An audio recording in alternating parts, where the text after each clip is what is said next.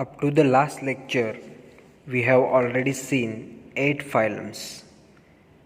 Now coming to the 9th phylum, called as phylum Echinodermata.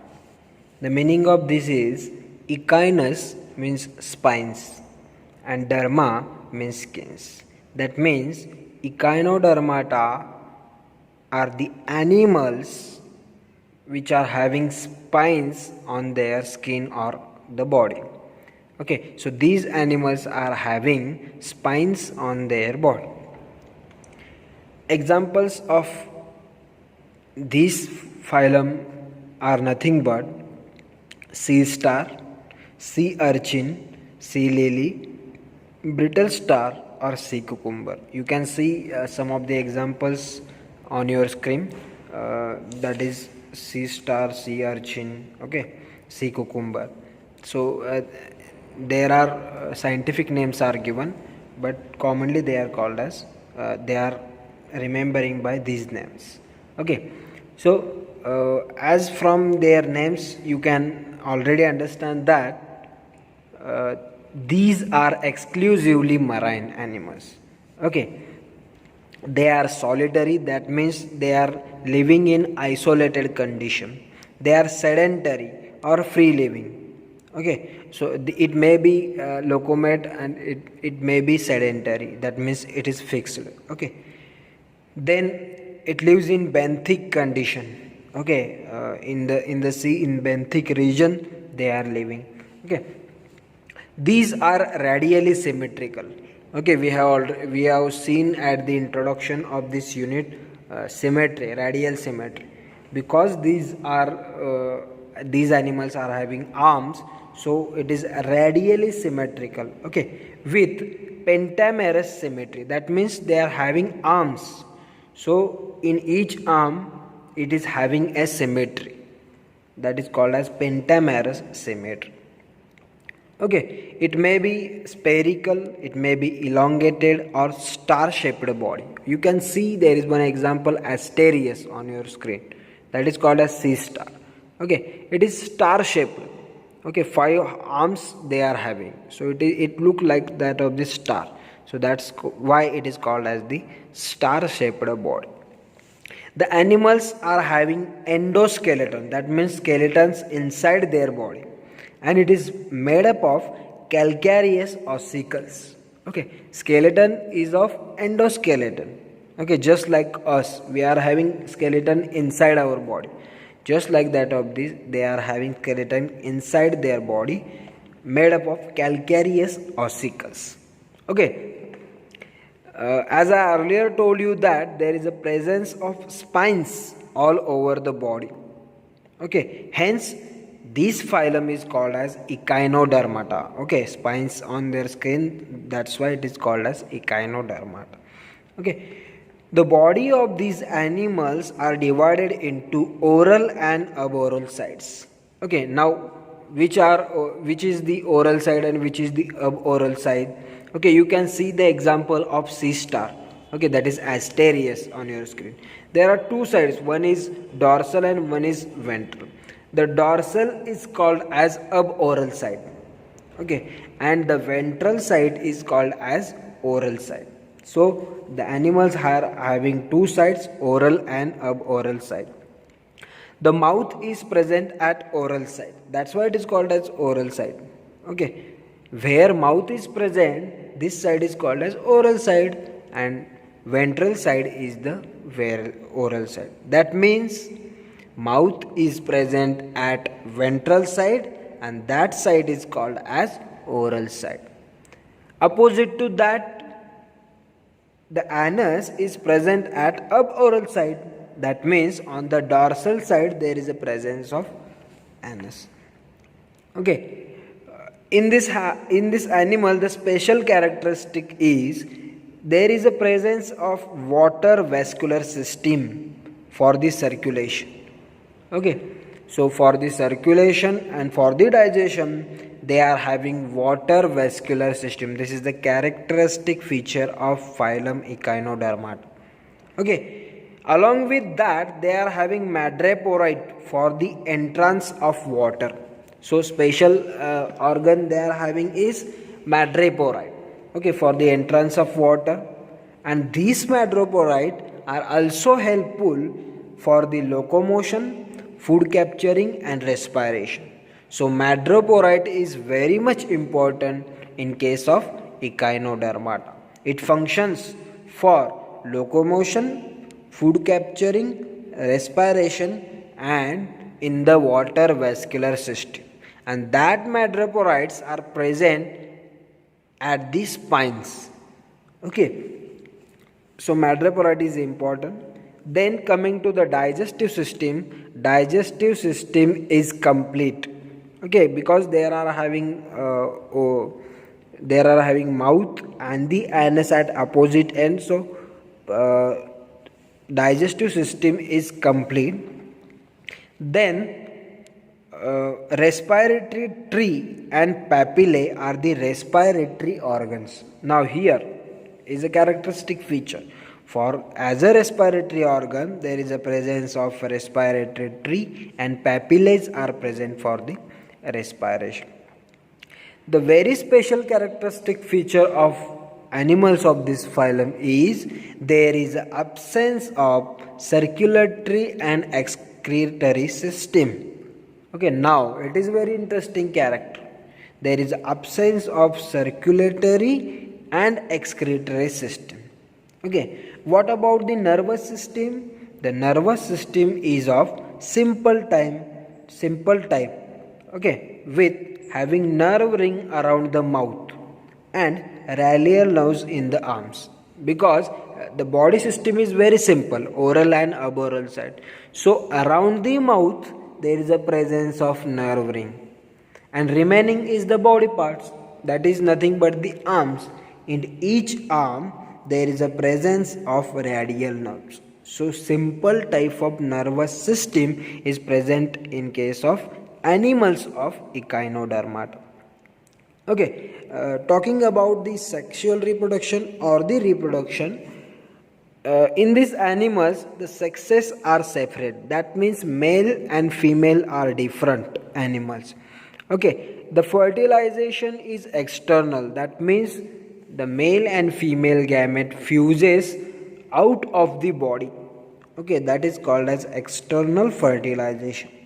The development is indirect. The development is indirect, and the animals are having high power of regeneration. That means if there is a pentamerous structure, star shaped structure, if one of the arm is going to be cut, so it immediately after few days it is recovered or regenerated.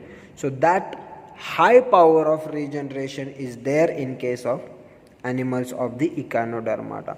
So this is about the phylum Echinodermata. The animals are having spines on their skin.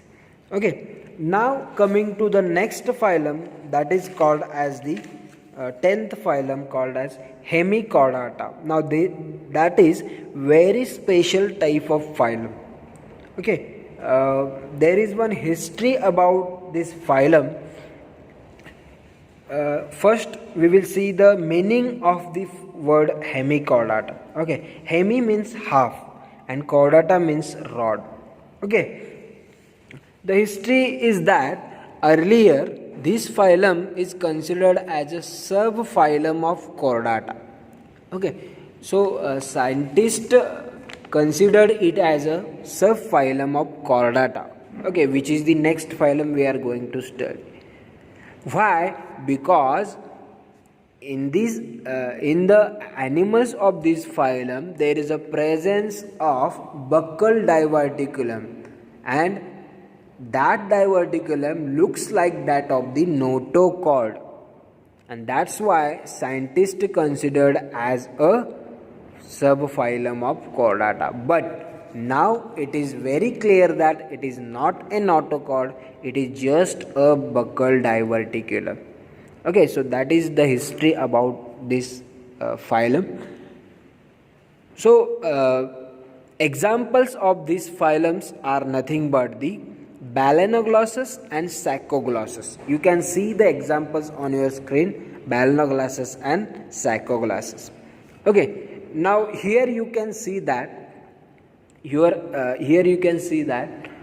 uh, this phylum, here you can see that in the structure of Balanoglossus, you can see that proboscis, first part is the proboscis, then presence of collar, and then trunk.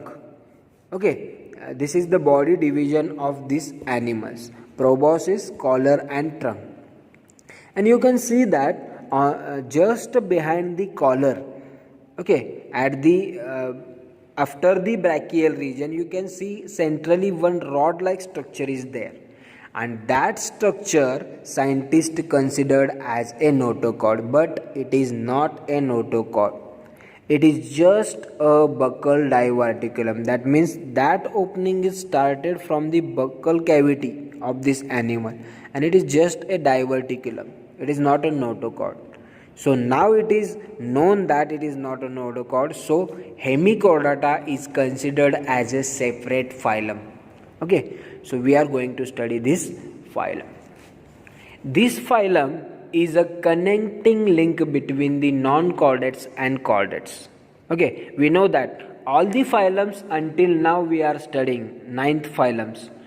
Okay, and this phylum is also are nothing but non-chordates. And next phylum we are going to study, this is called as chordates or phylum Chordata. So this phylum is connecting link between non-chordates and chordates, because after this chordates starts and before this non-chordates are there. So it is a connecting link between chordates and non-chordates. Okay, animals of this phylum are exclusively marine, usually at the bottom of the sea present. Okay, that means they are totally present in the sea water, and it is present at the bottom of the sea in the burrows. Okay, very few examples are there in this phylum.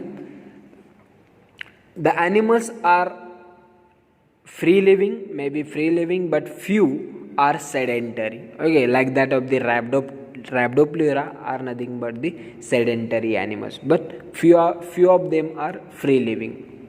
Okay, these animals are soft, vermiform, worm-like body, long body they are having, so vermiform body, unsegmented body, there are no segments present on their body. Okay, having proboscis, collar, and trunk.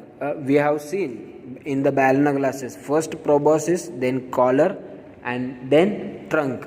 This is the entire trunk. So body is divided into these three parts.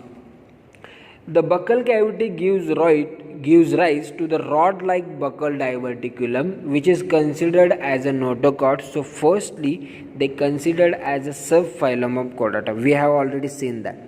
Okay, that diverticulum is considered as a notochord, and before, at the first time, they considered as a subphylum of Chordata, but now it is known that it is not a notochord. Okay, there is a presence of U-shaped or straight alimentary canal. So alimentary canal is present, it is U-shaped because of their structure, or it may be straight. Okay, the respiration is completed through the gills, by they are having open gill slits. Okay, the respiration is with the gills. Okay, circulatory system is open and simple type. Open, that means it is directly flows in the cavity. Then excretion is by glomerulus. Now it is a special characteristic. For the excretion there is a presence of glomerulus, and through the glomerulus whatever the excretory products are there, they are going to be eliminated out of the body. Okay, then nervous tissue are present on both dorsal and ventral side. Okay, animal are having dorsal and ventral side. On the both the side, the nervous tissue are present. Now talking about the reproduction, they are having separate sexes. That means male and female are different. That is different animals in this phylum. but sometimes they are bisexual. This means sometimes there are few animals they are having both the sexes in the one animal. The fertilization is external, that means the fertilization takes place outside the body. Then indirect development is there, and the development is by free swimming larva, that means larval stage is there, so development is indirect. Okay, so this is about the hemichordata. It is a connecting link between, this word is very much, this sentence is very much important. It is a connecting link between chordates and non-chordates. Okay, it can be asked in your exams. Okay, then these are nothing but the 10 phylums, and these 10 phylums are also called as non-chordates, or it is also called as invertebrates. Okay, because animals of these 10 phylums don't have any type of notochord or vertebra, so these are called as non-chordates. Now coming to the last phylum of the kingdom Animalia, that is called as phylum Chordata, and it is a very big phylum. Okay, lot of differentiations are there in this phylum. So phylum Chordata, and under this phylum is comes under chordates. Okay, but 10 phylums are different and this phylum is different, that's why this phylum is having again differentiations. Okay, so talking about the phylum Chordata, the animals which are having notochord are called as phylum Chordata. Okay, these animals of these phylums are characterized by presence of cartilaginous notochord. Okay, if there is a presence of notochord, then and then only they are considered under the phylum Chordata, at least in early embryonic life. That means from the entire life, if only for the embryonic condition there is a presence of notochord, then they are considered as a chordates, but there must be presence of notochord in their entire life, at one stage of their life. Okay, then they are considered under the phylum Chordata. Presence of hollow central nerve cord running throughout the length of the body. Now there is again one condition is there, presence of central nerve cord entire length of the body. So what is the important? Presence of notochord at least for the one stage of their life, that is in the embryonic condition, at least for the embryonic condition, and presence of nerve cord throughout the length of the body. So in this phylum many more divisions are there. We have seen in the introductory stage that 10th phylum, 11th phylum we are going to study, and the 11th Chordata phylum we are going to see the phylum, the subphylum, division, superclass, and up to the class. Okay, because we want to go up to the mammals, class mammals, and in that human beings. So here in this phylum we are going to study in details up to the classes. Okay, that is the mammals class. One thing you must know that, and you are going to be understand from that 10 phylums, that from 1st to 10th phylum or that 11th phylum there is a evolution takes place. At first phylum there is no circulatory system, there is no digestive system, no other nervous systems, nothing like that. But when we are coming one phylum after another, at the 10th and 11th phylum the animals we are having, they are having complete digestive system, well developed nervous system, well developed circulatory system, excretory organs are there. So evolution takes place from phylums to phylums. Okay, now in the phylum Chordata lot of evolutions, lot of development, lot of differentiations are there. And we know that in ourselves there are lot of development. We are well developed animal in the entire world. Okay, so you can see on your screen one chart is there. Okay, this chart is of flow chart is of division of phylum Chordata. That means in phylum Chordata what we are going to see. Okay, so you can get some idea about what we are going to study. Okay, so in phylum Chordata we are going to, because it is a very vast phylum, a lot of divisions, differentiations are there. So phylum Chordata is going to divide into the 3 subphylums. Okay, you can see there are 3 subphylums. Subphylum Urochordata, then Cephalochordata, and then third Vertebrata. Okay, these are the 3 subphylums we are going to study. Phylum Chordata is divided into 3 subphylums: Urochordata, Cephalochordata, and Vertebrata. Now, subphylum Vertebrata are having number of different animals, so it needs to be differentiated. So subphylum Vertebrata, it again divided into two divisions. Okay, one is Agnathostomata and another one is Gnathostomata.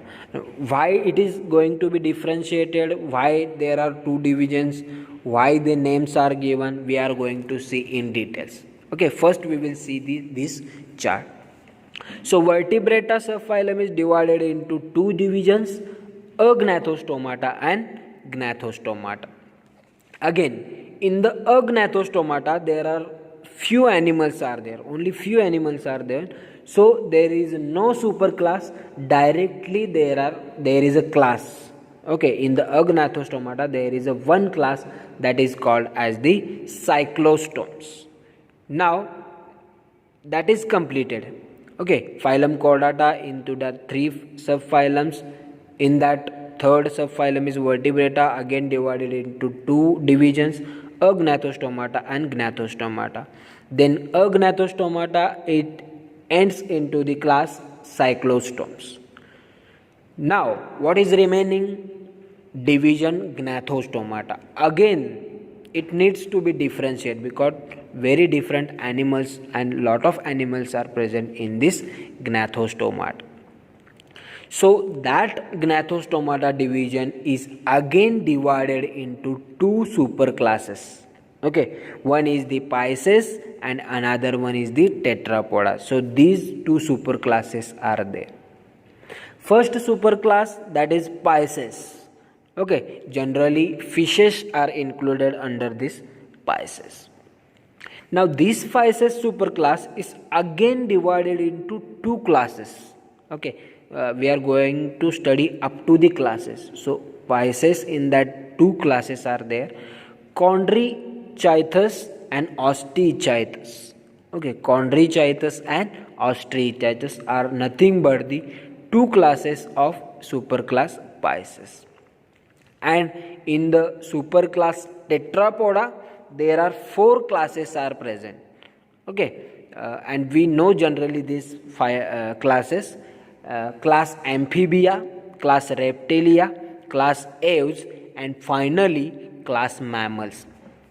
Okay, and we know that in the Amphibia, which animals are included? In the Reptilia, all the reptiles are present. In the Aves, the birds are present, and in the mammals, including us, there are few other animals are included. So this is about the chart of the phylum Chordata. We are going to study each and every point of this chart with their examples. And finally we are coming to the mammals, a well organized, well developed animal on this earth. Okay, so detailed study of phylum Chordata we will study in the next lecture. Okay, thank you.